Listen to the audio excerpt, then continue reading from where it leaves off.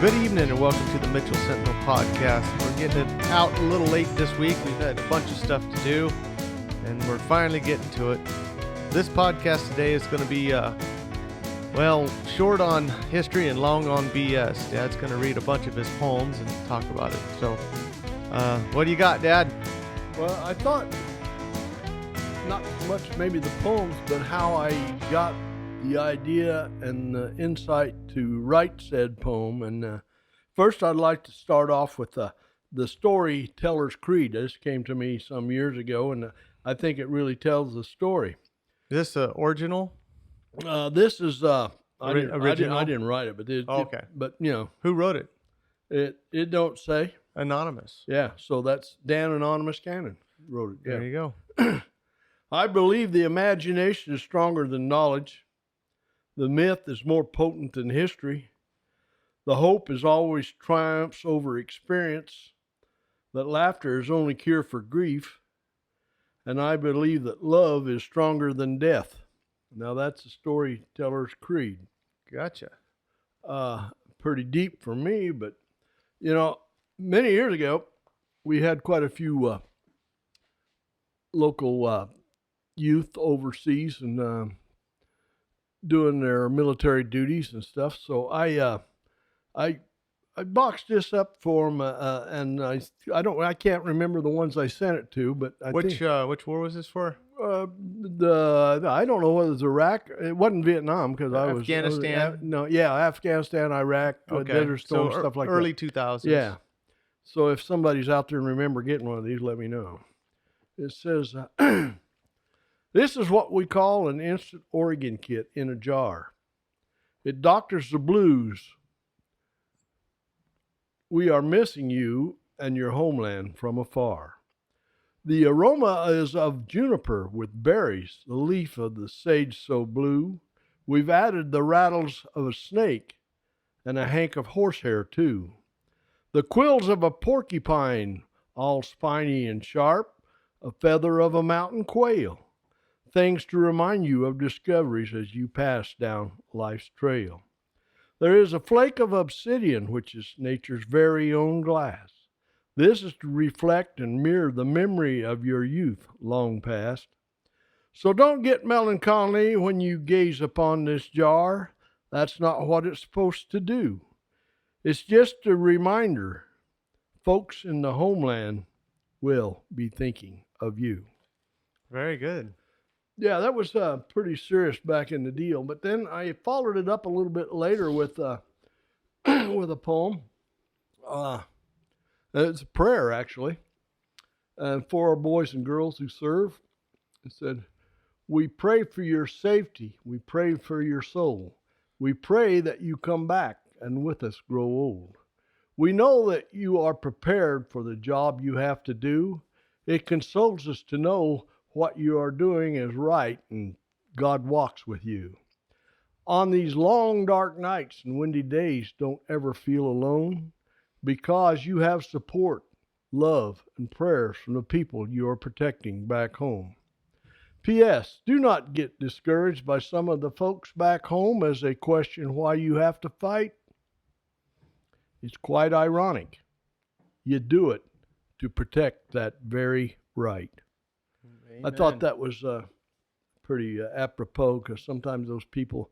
I went through the Vietnam thing, didn't go to Vietnam, but they persecuted me just the same as if I did. So I had to share in some of that stuff. So when I sit down to write a poem, sometimes it's just a little thought. I have written poems about things, and maybe sometimes I have written the whole poem, and the last line came first. So I think a lot of the poets work like that, and even like you write the last chapter of a book sometimes and try and figure out how to get there. Yeah, I got one though that I didn't write this, but this is really interesting and it's funny. It's the most coolest headstone you'll ever see in a lifetime. Now, did you make this up? Nope. Okay, who wrote this one? This is true. This is on a life of Russell J. Larson. Had it inscribed on his headstone in Logan, Utah. Okay.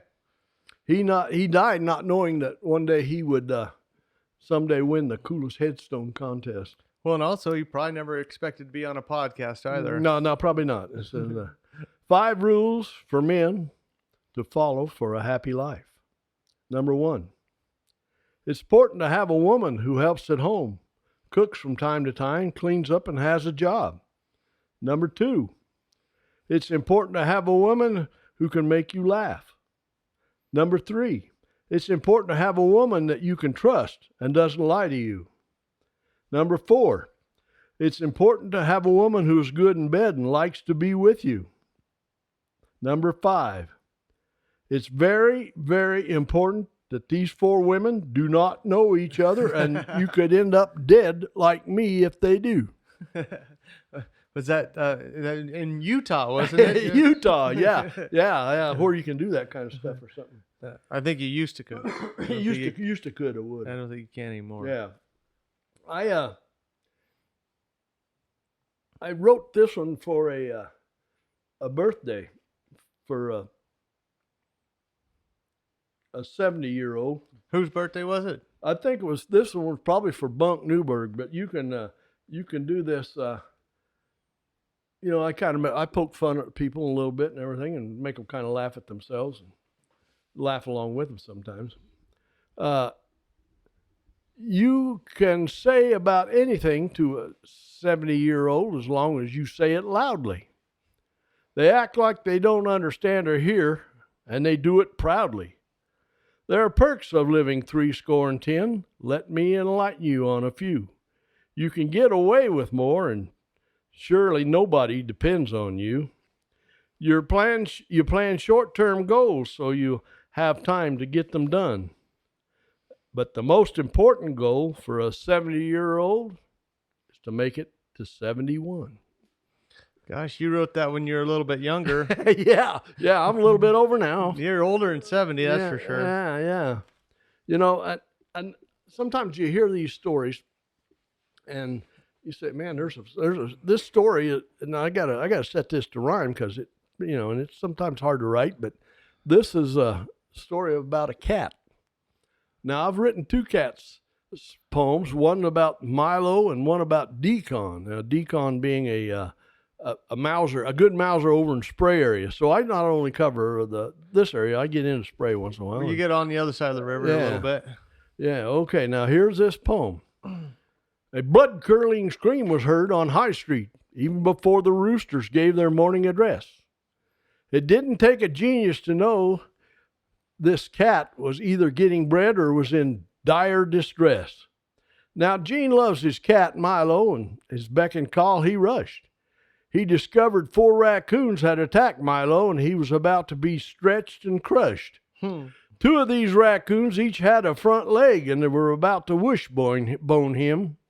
Gene was unarmed and outnumbered. How to get Milo unpinned?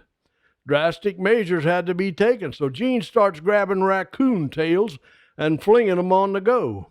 The raccoons decided to evacuate the area, leaving Milo and the crazy man, don't you know?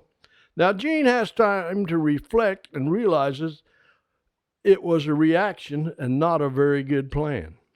He would like to keep this little event quiet, but in this town, he don't know if he can. Now, Gene knows he was lucky. He didn't get bit. He saved Milo, and no one saw him there in his tidy whities. I can attest this tale is based on fact and has only been modified slightly. That's a fairly new one, isn't it? Yeah, it's a couple years ago. I wrote it. 18. Oh gosh, well that seems like a couple years ago now. Now I got to write another. I wrote another one on a story that somebody had told me. In fact, the honoree here told me this story herself, and that's rare. You have people tell stories on themselves to you. Yeah, right. Yeah, knowing that there'll be a poem. I think maybe he wanted me to write this poem, really. So it starts off like this. This event happened a few years back. I hope I can remember the facts and keep the truth on track. The tale deals with a bear, not unusual for Eastern Oregon, except this bear was white. Said bear had been stored in a barn for many years, and so he was a sorry sight. The owner of the bear gifted to the neighbor just to get it out of his barn. The new owner had a plan. Load it up with tannerite, blow it up, wouldn't do any harm. One shot with a rifle blew it all to smithereens, and what didn't blow caught on fire. That poor bear was toast. He couldn't be put back together with duct tape or baling wire. Irony comes into play here. Polar bear hair is hollow and floats. To fly fishermen, it is a treasure. This local yokel destroys it just for his entertainment and his pleasure. You can legally use polar bear hair to its endangered species list date. But this poor old bear never had a chance to tempt history's fate. Later, the local gets to computing the bear's pre-blown value. You should have heard him holler. It seems he had literally blown over $12,000. Fly fishermen really like that hair, and they can't get any of this new hair because you can't kill a bear anymore. Yeah, and so it floats. Yeah. That's pretty interesting. Well, doesn't it work kind of like fiber optic? That's about the polar bear hair. And it pulls the light into the darker skin, and it keeps warm. Just write the poems. I don't know the science. Oh, okay. Yeah, yeah. Well, Okay. It could be. Okay, that's okay. Oh, okay. Well, I guess, yeah. All right. Keep them cards and letters coming in. Maybe we'll know. I wrote this a few years ago for a guy that was a county commissioner at the time, and he was running against somebody else, and of course, didn't work out quite right for him. But I call this politicians. I like to pick on politicians. They're fair game. They can't say too much, and politicians and preachers, you can just about really whack them pretty good and big get away targets. Big targets. Yeah. So, and I don't call it whacking them, I call it testing them, seeing if they can handle it. I think a mafia term whacking them would be killing them. I don't think that's a good thing probably to do. No, well, I don't use mafia terms either. I've never written a poem about mafia, so get that out of their system. It said, elections are run and won and lost. Ideals are praised, considered, compromised, and tossed. The winners are like cream that rises to the top. Sometimes you have to skim it off before it rises too far and falls off. When elected, they slow down on their aiming to please. Soon that silky smooth cream sours, and it won't even make Limburger cheese. Politicians endeavor to persevere, and their survival skills are great. They hop on the fence hoping not to straddle a picket or tempt or ruin their faith. Politicians pull out all stops to win no matter what the cost. I've observed this all my life, and I'm telling you, the real winner is the one that lost.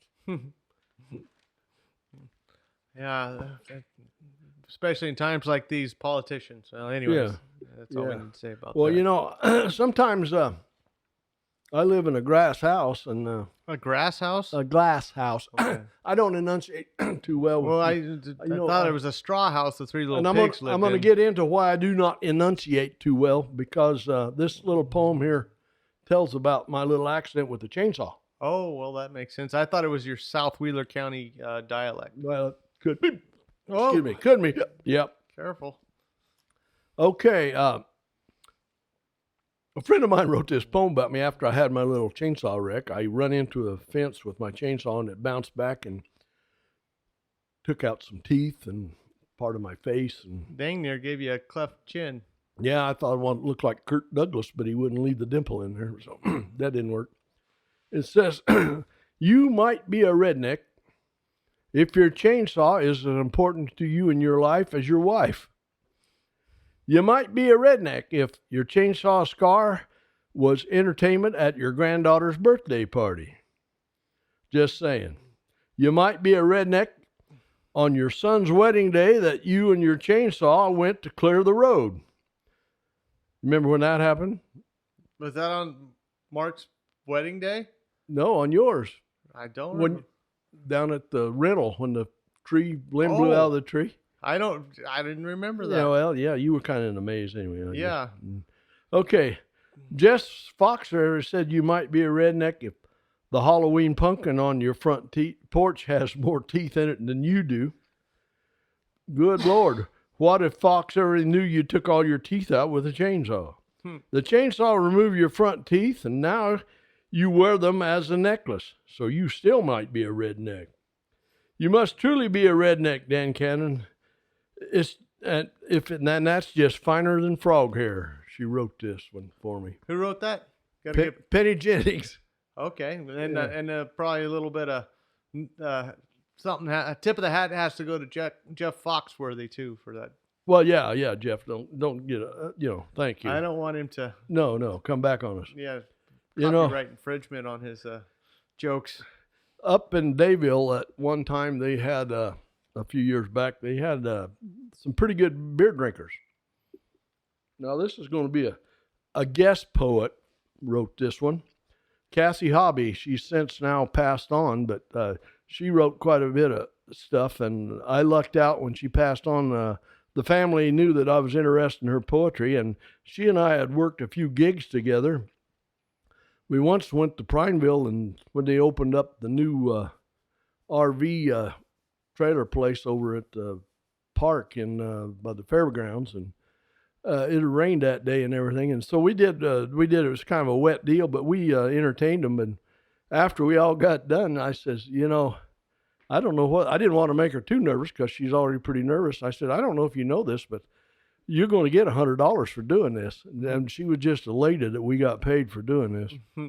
But we give them a $300 show. So well, then you probably ask for more. Yeah. The name of this poem is One More and Then We'll Go Home.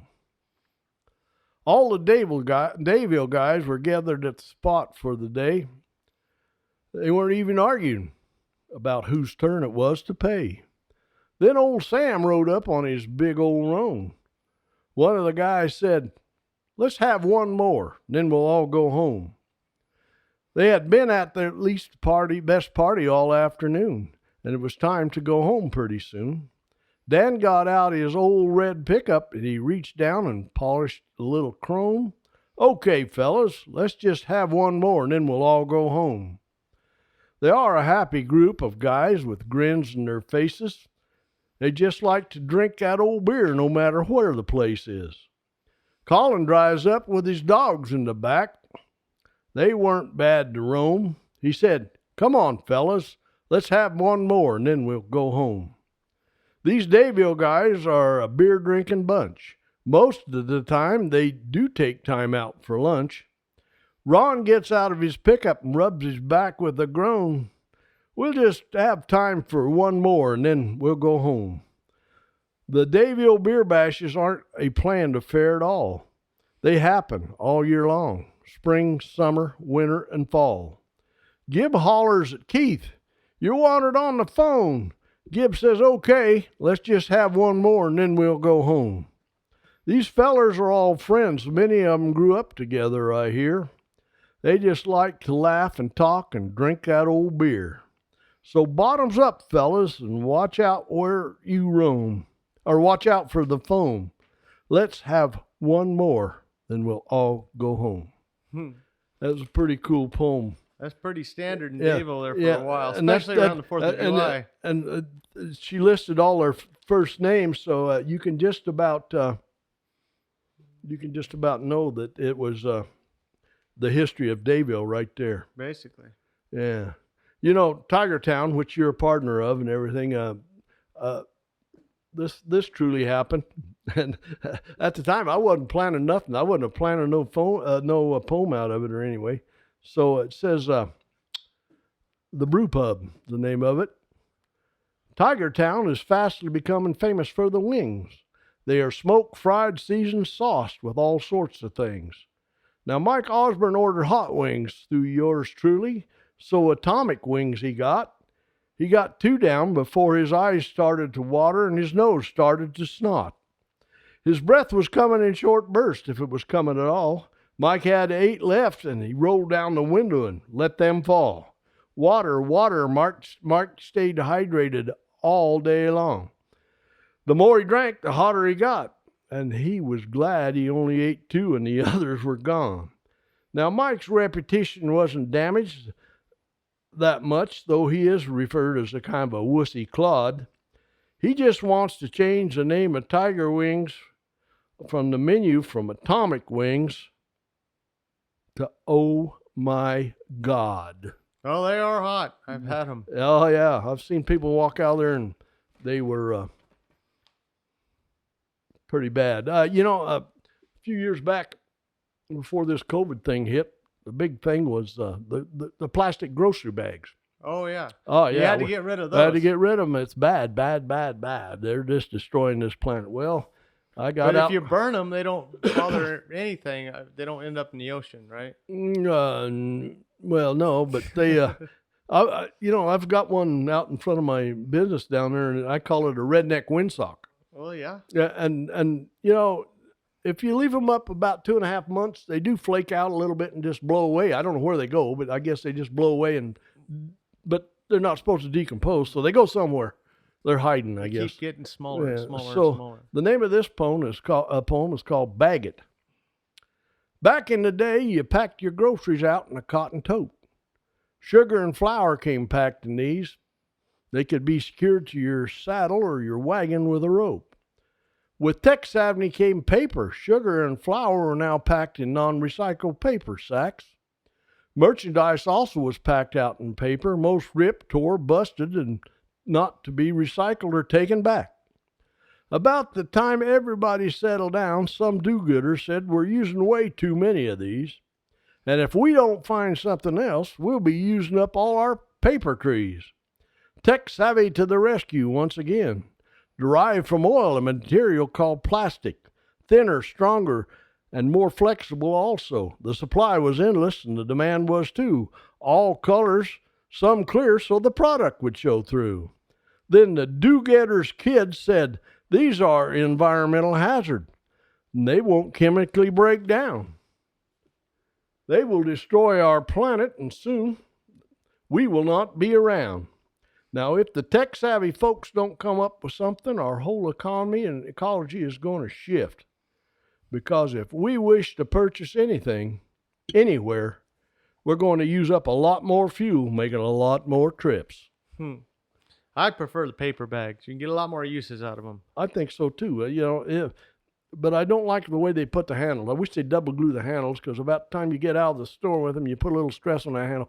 One of them will break, sometimes two, and down goes your paper bag. Yeah, I don't even like the deception of the handle. I like the handleless ones. Yeah. You just always know you got to carry them from underneath. Yeah. There was Bud Hearn was a character here in Mitchell, lived here a while, and he lived over in Prineville and everything. He moved over here, and his idea of recycling was when they put the whiskey in half-gallon plastic jugs. Oh, yeah. If you were too drunk, you could drop them and they wouldn't break.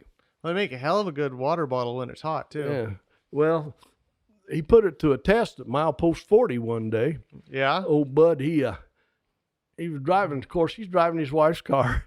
And evidently, he went over and got 2 half-gallons, but he must have got a little bit on the side, because when he got to milepost 40, he rode her car off into Marks Creek there. And, oh, no. Yeah, and totaled it out. And anyhow, somebody said he came up over the bank, and each hand he had a plastic bag or plastic bottle of whiskey, and he said, well, thank God I saved the whiskey. Well, yeah, it didn't break. I asked his wife about 2 or 3 weeks later. I said, was Bud hurt in that wreck?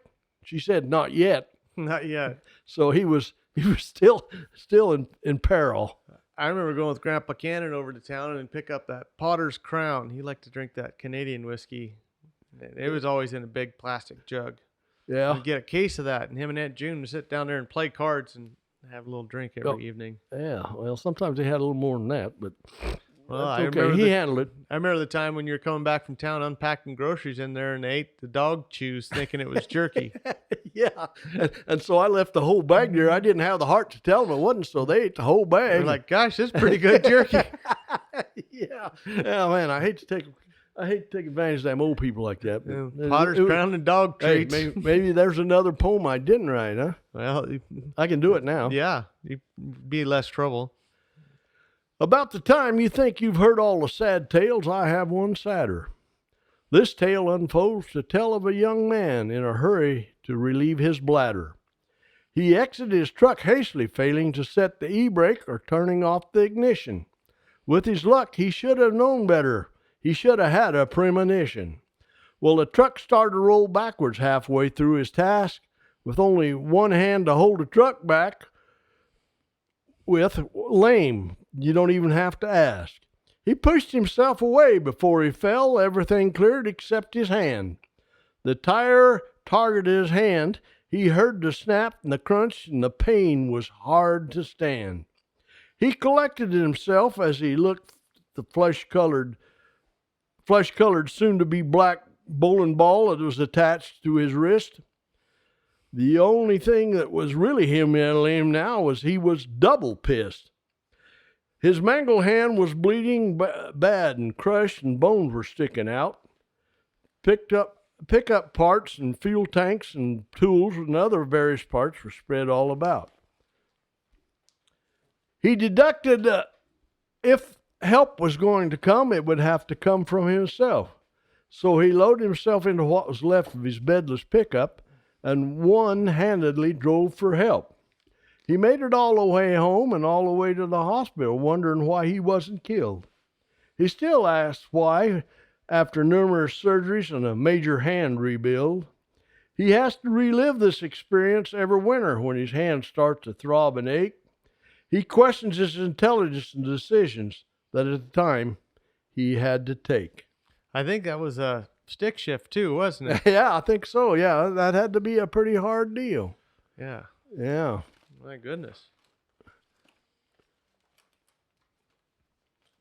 Dad's fumbling through several pages in his 3-ring binder of poem upon poem. Well, he's written for folks' embarrassment. Well, not always. And, it's history that you just got to preserve. Well, it's a primary resource for sure. Well, I didn't write this one, but I got a hold of it, and it happened. And it happened at a council meeting here, and it mentions some of the people in it. So who wrote this? Well, I'd rather not say. Okay. Because both of them would probably. Well, I guess they're still alive then. It was a collaboration of two of them, and okay. I'd rather not. I always wanted to have a TV show called Mitchell City Council. Yeah, they won't sue me for. Libel? For using it if I don't mention their names, I think. Okay. I'll get it right. Mary Carroll thought she was wise, old soul. She banged her gavel and went ho ho. She raised her voice to an important tone and denied the vote and left Jeff all alone. Jess, her gopher, ran the tape to get all the info the council could make. She argued and fussed with small concerns. The council sat back and did a large burn. She swung her gavel to and fro, and Annette ducked, and she dealt Jeff a verbal blow. The health department came and added more fuel, and then she lined Dennis out with the tributary rules. The crowd grew restless and opposed. Alabama stuck his finger up his nose. Budget members waited all in vain as the council meeting dragged on again and again. Dale grew drowsy and took a short snooze. What a waste. This evening I'll lose. Jess moved to the bench to sit by Joe, made some stupid comments. Oh, what a blow. He shuffled his feet and did a dance to kill some of the bugs that had crawled up by his pants. The DEQ has George Snay in a stew. His sewer is incorrect, and Mayor Effie too. Bill came in late with an opinion or two. He moved closer to see what the council would do. He snickered and giggled and said, "What a bore." I thought I'd see some fights as he went out the door. Confusion mounted when the ambulance was discussed. Money matters were figured and caused a big fuss. Objections were raised. Gene stated a fact, while Jess sat in the corner and meowed like a cat. The evening wore on, and Jess bagged up his tapes. The council got hot, and it all went sour grapes. The bills were discussed, and Mark went to the pot. Nothing was decided, and he didn't miss a lot. The mail was discussed, and accusations were strong. Effie's gavel started banging and swinging along. Annette was dodging and ducking and finally said, "Quit singing that gavel, or you're going to hit me in the head." Mark stood up straight and finally said, "This bull's gone on long enough. It's past time for bed." I remember that whole time. Yeah, period. it was a pretty bad time. Well, that mayor got recalled. Yeah, I guess it did. Subjected to the Wheeler County term limits. Yeah. Once in a while I come across something that's funny, and I think it bears keeping and repeating. And this is nothing about the old cowboy. The tough old cowboy counseled his grandson if he wanted to live a long life. The secret was to sprinkle a pinch of gunpowder on his oatmeal every morning. The grandson did this religiously to the age of 103. When he died, he left 14 children, 30 grandchildren, 48 great-grandchildren, 25 great-great-grandchildren, and a 15-foot hole where the crematorium used to be. I thought that kind of got me, kind of tickled me a little bit. I'm going to see if I can spin on through here and find something that I was looking for. How many poems do you think you've written throughout your lifetime? 200 or 300 probably. I bet you got a lot more than that. Anyhow, every now and then I'll find something where I've written them on a napkin or something and stacked it away someplace. And back in my drinking days, I'd write some of these poems, and I'd wake up sometimes in the morning and say, "What was I thinking?" Truth was, I wasn't thinking. So everything got a little clearer when I quit the drinking thing, and my poetry got a little better, I think. I don't know if it's... At least you probably finished more. Yeah. Well, this is a true story, too, that was relayed to me by Matt Williams, and it tells a story. Matt Williams was working for ODOT on the paving project on East Highway 26. Matt was keeping tally on the loads and the quality of the mix. Now, Dale Cheney was operating the water truck, placing water where it was needed. Dale thought it would be funny to wash old Matt down, so he proceeded. Matt didn't get mad, but he did decide to get even. That night, Matt came up with a plan. And what a plan he was weaving.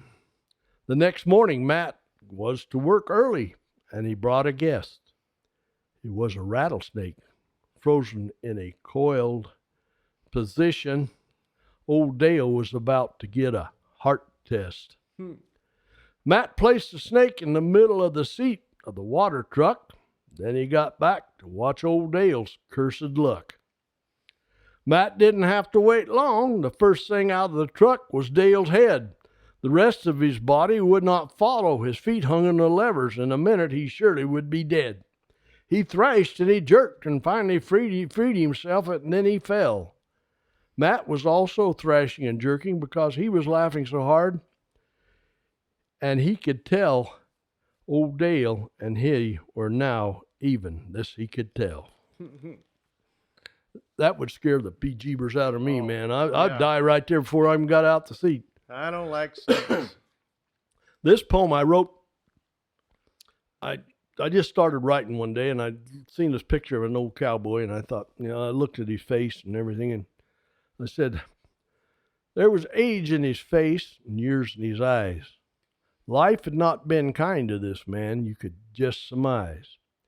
Well, looking deeper into his face, it was weathered and burnt. There were scars there, too, from past hard lessons learnt. His skinny legs were only slightly bowed, which was astonishing for all the miles that he had rode. As he tried to turn his head, you could tell he had a bad neck. It was associated with a header from a real bad horse wreck. Now, he used to stand 6'2", but he's been compressed down to about 5'10" from banging into rocks, brush, and trees. His hands are gnarled with arthritis, and rheumatism has set into his knees. But he keeps on keeping on, and he will as long as he can. He's paying for the decisions and following the aches and the pains. That's just sort of interest on the plan. He thought he was brave and had courage when he was younger, but now he's starting to understand. He's paying for decisions, and now his aches and pains are just interest on that loan. And now he's resolved himself to keep on going until God calls him home. Now, when I finished this poem, I said, my God, I've written a poem about Joe Fitzgerald. That's cool. Yeah. And I didn't start off to do it that way. Well, we need to get Joe on the podcast. Yeah. Well, I don't know. We hope to. We were tearing down the old house down there, that time. I remember that. And I found this old dollar bill, and that got me to thinking. Sometimes it pops into your head. So I wanted to trace this dollar bill back to where it'd been. So, old dollar bill, if you could talk, would you tell me where you've been? Maybe be dropped in a collection plate at church, part of a payment at the local place of sin. Down payment on a home to finalize someone's dream. Become part of a pyramid to complete somebody's crooked Ponzi scheme. What did you see when traveling through this great country called the USA? And how many times were you in the pocket when somebody said, have a nice day? You have probably never been part of a bank loot. You're just an old dollar bill. Your value will keep decreasing every day and probably always will. Now, old dollar bill, if it's any consolation, we have a lot in common, you and me. Old dollar bill, time has dictated that we are not worth as much as we used to be. That's pretty cool. Yeah. Well, you got a concluding poem tonight? I was going to do big the one finisher. I was going to do the one on the we'll do that another time though. Oh, okay. I was going to do the one I did for Scooter Cowboy, but I'll save that for later. Maybe we'll do just a cowboy themed poetry podcast. We could do that. Oh, we might do maybe we could do a podcast on notorious cowboys in the area too. Well, yeah. Placidor Bravo and that whole fame. Yeah, I think I did did I do the one on the barbecued chicken? I don't remember. I don't remember either. Well, even if it did, it's a good one to leave off with. Okay. It all started with a recipe my wife got online.